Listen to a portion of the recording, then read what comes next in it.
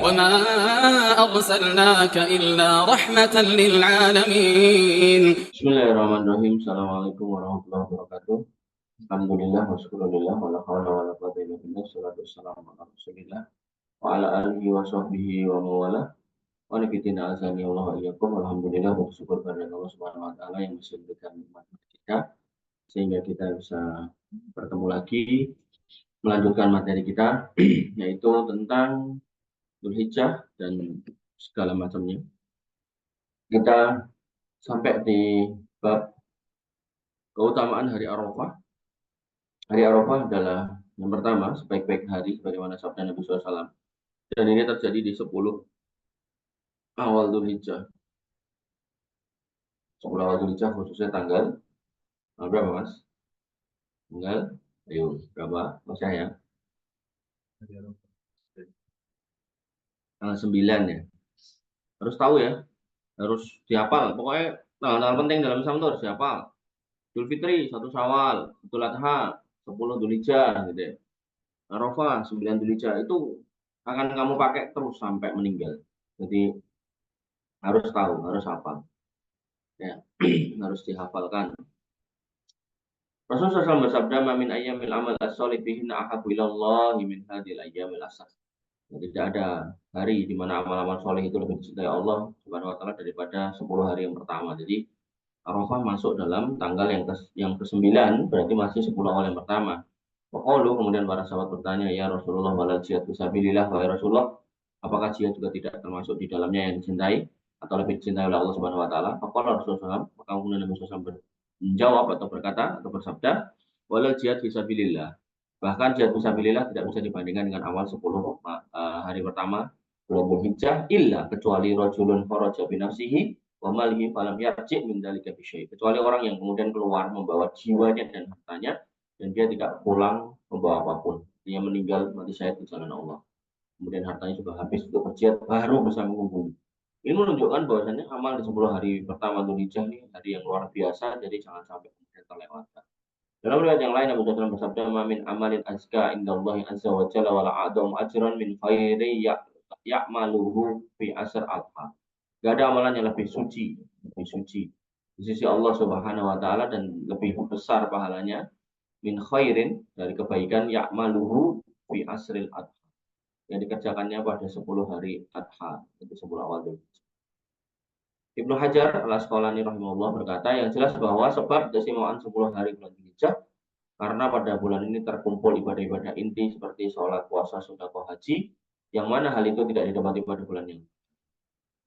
Maka yang kedua, pada saat itu, yaitu Arafah, itu hari kesempurnaan agama Islam, karena turun ayat yang istimewa, saking istimewanya sampai seorang Yahudi berkata kepada Umar bin Khattab, "Wahai Amirul Mukminin, sebuah ayat dalam kitab kalian yang kalian baca, andaikan ini turun pada kami, ini saya akan kami jadikan sebagai hari raya." Umar radhiyallahu an bertanya ayat apa itu, dia pun menjawab, "Al-yauma akmaltu lakum dinakum wa atmamtu alaikum ni'mati wa raditu lakumul Islam dinan."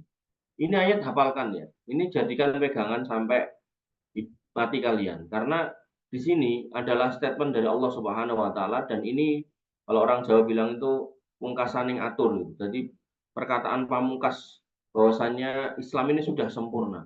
Sudah nggak perlu mempertimbangkan yang lain, sudah nggak perlu lirik yang lain. Ibaratnya gini, kamu dapat pasangan itu udah yo ayu, yo sugih, yo pinter masak, yo pinter wonge gitu kan, terus tuture apik, apik gitu kok, terus kemudian kamu naudzubillah ya, selingkuh gitu, itu kebodohan yang nyata. Sama, kamu sudah ada di satu agama yang benar, agama yang nyata-nyata benar, yaitu Islam dengan segala macam penjelasannya, dengan segala macam dalilnya. Gitu. Kok kemudian kita ngelirik sana ngelirik sini, itu adalah sebuah kejahilan. Maka biar kita nggak jahil, maka kita harus bermajelis ilmu, mencari ilmu, menguatkan keimanan kita. Makanya ada al-usulus salasah.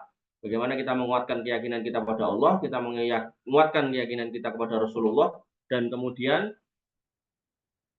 yang ketiga, kita menguatkan keyakinan kita tentang agama ini. Agar kemudian kita nggak terfitnah dengan apapun, sehingga agama ini kita gadaikan karena sebab apapun gitu. Ya, jadi bukan tawari supermi ganti agama, tawari pun enggak. Umar kemudian kembali bertanya, "Sungguh kami tahu bahwasanya tempat turun ayat itu, dan ayat itu turun kepada Nabi kita dan dia sedang berdiri di Arafah pada hari Jumat." Kemudian yang ketiga, hari pembebasan dari api neraka dan Allah mendekatkan kepada hambanya. Bagaimana dituturkan oleh Ummul Mukminin Aisyah radhiyallahu anha, bahwa Rasulullah SAW bersabda, "Ma min yaumin aksaru min ayyu'tikallahu fihi abdan minan nar." Enggak ada satu hari yang lebih banyak Allah bebaskan hamba dari api neraka min yaumi Arafah, dari hari Arafah, wa innahu la yadnu summa yubahi. Sungguhnya Allah Sungguhnya Allah mendekat dan berbangga di hadapan para malaikatnya seraya berkata apa yang mereka inginkan. Ya. Wa yubahi bihimul malaikah wa yaqul ma arada haula. Ini orang-orang ini ngapain sih? Jadi Allah tuh membanggakan kita kaum muslimin yang pada hari Arafah itu meminta ampun, meminta keselamatan dari siksa api neraka. Mas, itu motornya udah keluar. Udah. Maka Allah itu pamer gitu loh ke malaikat. Iki lho wong do ngumpul, meh ngopo to? Meh ngopo to gitu. Allah tahu ini orang-orang mau ngapain, Allah tahu karena Allah Maha tahu gitu. Cuman Allah tuh pengen membanggakan kita ke hadapan para malaikat gitu ya. Ya. Oleh karena itu maka dalam konteks seperti ini maka harusnya kita memanfaatkan momen itu yang nggak akan berulang kecuali setahun sekali dan belum tentu tahun depan hidup kita masih. Kemudian Imam An-Nawawi berkata di sini jelas sekali menunjukkan keutamaan hari Arafah. Ibnu Rajab Al-Hambali menyebutkan bahwa pembebasan dari api neraka dalam hadis ini berlaku umum untuk seluruh kaum muslimin. Kemudian yang keempat, Allah membanggakan orang yang wukuf di Arafah dan mengabulkan doa mereka. Allah Subhanahu wa taala memuji para jamaah haji yang wukuf di Arafah. Rasul sallallahu alaihi wasallam bersabda, "Innallaha la yubahil malaikah."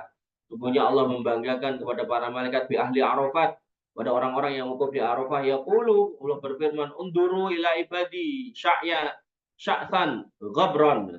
Tuh lihat para hambaku, mereka dalam keadaan kusut dan berdebu demi aku. Kira-kira begitu. Kusut, berdebu, dan mereka kesini. Ibnu Abdul Bar mengatakan hal ini menunjukkan bahwa mereka yang wukuf telah diampuni dosanya karena Allah Subhanahu wa taala tidak mungkin membanggakan orang yang berdosa dan punya kesalahan kecuali setelah bertobat dan mendapatkan ampun.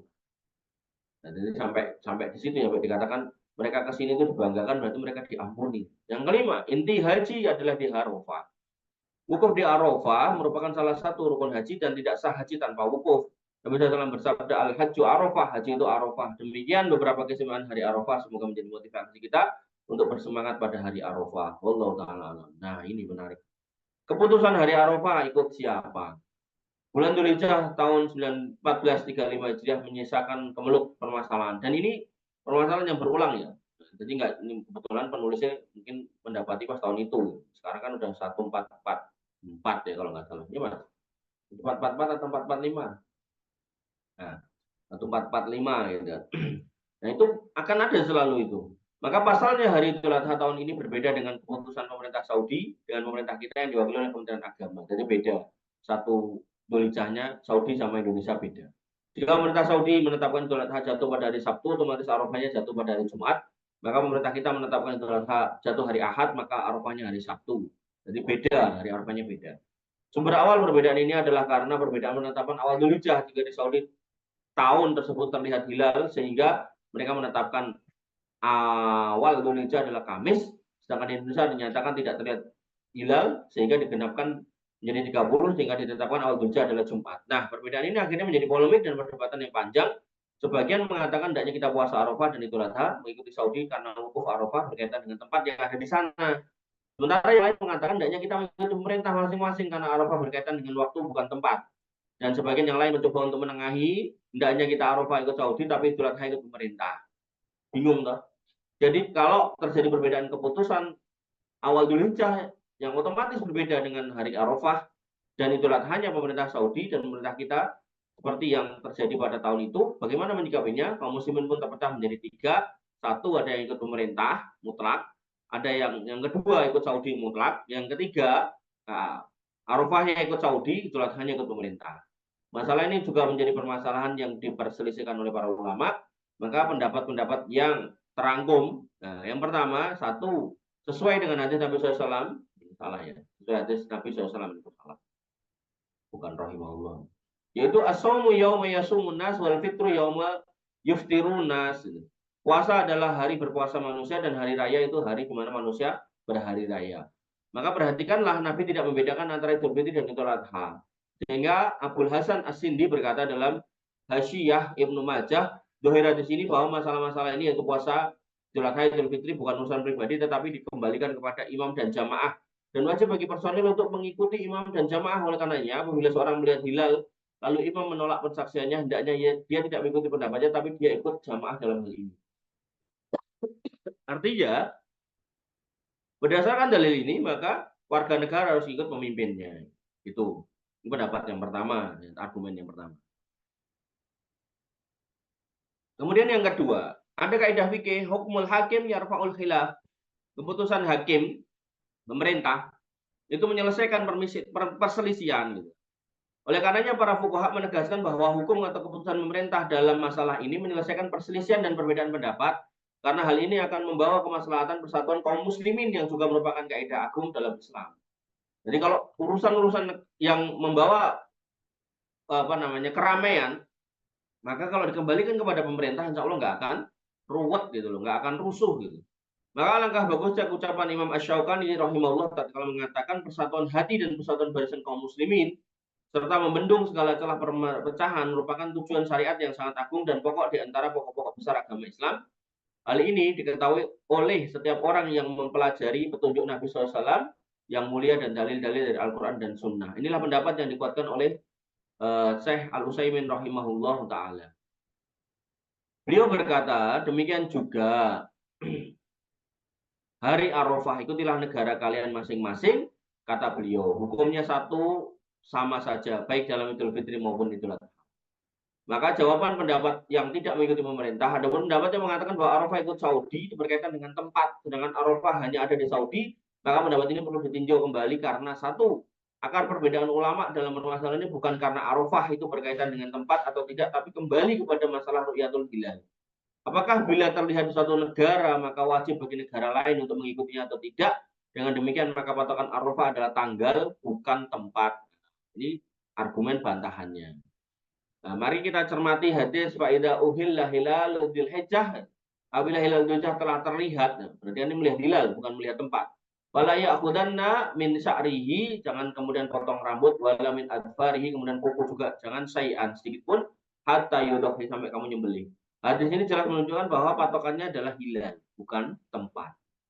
Nah, karena hilalnya beda tempat, beda negara, maka hilalnya beda, ya akhirnya terjadi perbedaan hari Arafah. Kedua, kalau akar permasalahannya adalah karena tempat, hal itu berarti kaum muslimin harus mengikuti ru'yah Saudi. Sedangkan hal ini tidak mungkin kalau tidak kita katakan mustahil karena para ulama falak seperti dinukil oleh Ibnu Taimiyah rahimahullah telah sepakat bahwa matlak hilal itu berbeda-beda. Dengan demikian maka mustahil bila semua kaum muslimin di semua negara harus ikut Saudi. Karena dimaklumi bahwa jarak antara negara bagian timur dan barat sangat jauh sehingga menyebabkan perbedaan tajam tentang rentang waktu. Kayak kita dengan Saudi itu 4 jam. Mungkin Saudi dengan negara tertentu yang lain sampai 12 jam, udah beda hari, udah ganti hari gitu. Nah, mungkin matahari baru terbit satu tempat, sedangkan tempat lain sudah terbenam dan seterusnya. Kemudian yang ketiga, argumen yang ketiga, bantahan yang ketiga yaitu kalau semua kaum muslimin dunia harus mengikuti ru'yah Saudi dalam Arafah, kita berpikir jenis dan bertanya, kalau begitu bagaimana dengan orang-orang dulu yang tidak memiliki HP dan telepon seperti zaman sekarang? Apakah mereka menunggu kabar dari saudara mereka yang ada di Arafah?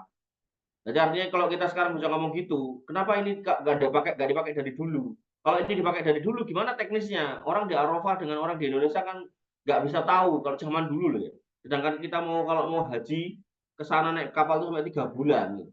Terus orang yang sudah di sana itu biasanya 1 tahun di sana. Makanya zaman dulu orang yang disebut Pak Haji atau Bu Hajah itu naik benar-benar di sana selama setahun itu ngaji. Itu pulang itu benar-benar jadi alim gitu loh.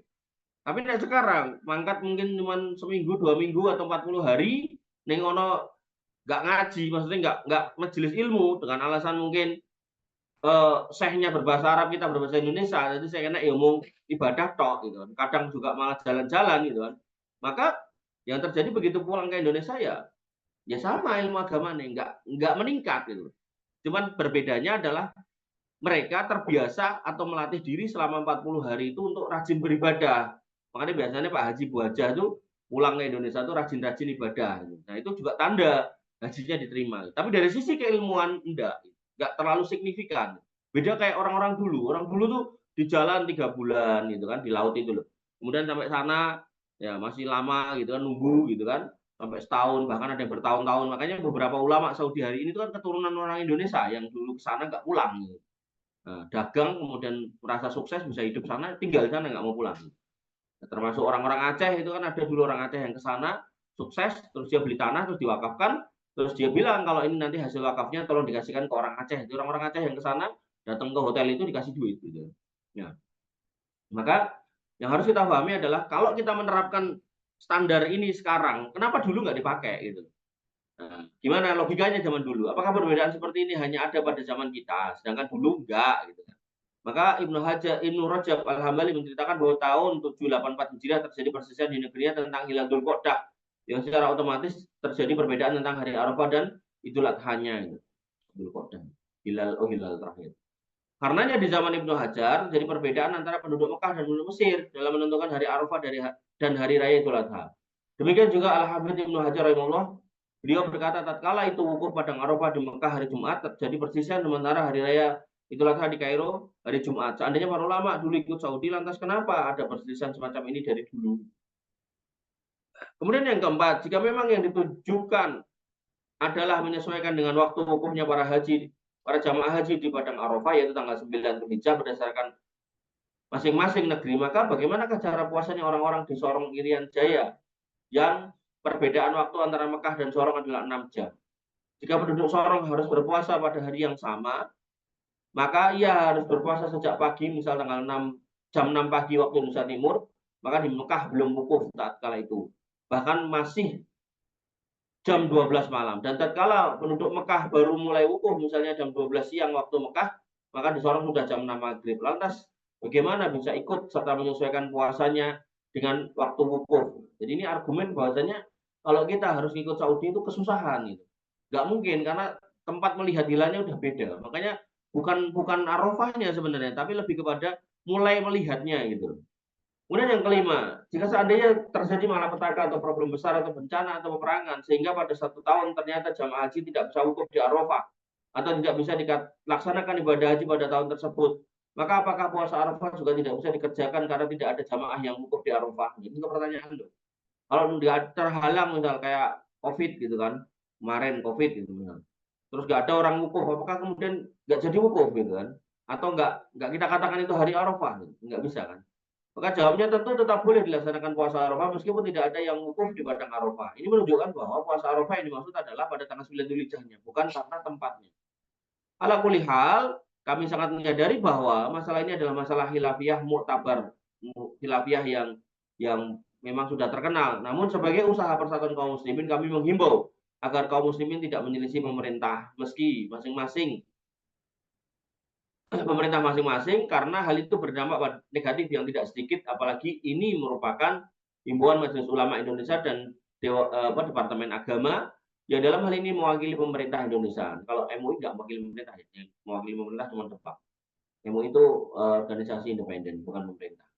Sebagaimana juga kami menghimbau kepada para ulama, para dai, serta para ustadz untuk menanamkan kepada masyarakat agar cerdas dalam menyikapi perbedaan dan berlapang dada dalam menyikapi perbedaan seperti ini. Bila ada yang berkata pendapat ini berarti menjadikan pemerintah sebagai Tuhan selain Allah, maka kami katakan ini meletakkan sesuatu bukan pada tempatnya. Ucapan ini kalau memang pemerintah merubah ketentuan syariat, lalu kita mengikutinya. Adapun masalah ini adalah masalah istihadiyah dan khilafiyah yang muktabar, maka sangat jelas sekali ucapan di atas diletakkan di atas masalah ini, tidak sampai pada level yang neko-neko tadi.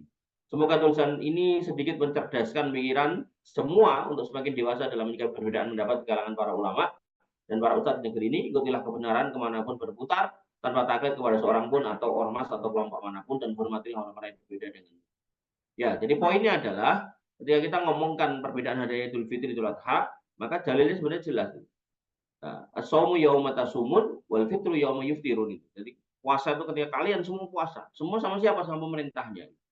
Maka kalau kemudian hilalnya itu satu untuk seluruh dunia itu nggak bisa karena perbedaan waktu yang sedemikian tajam. Maka setiap negara punya hilalnya masing-masing dan harusnya itu yang jadi patokan bukan Arafahnya. Allah taala alam.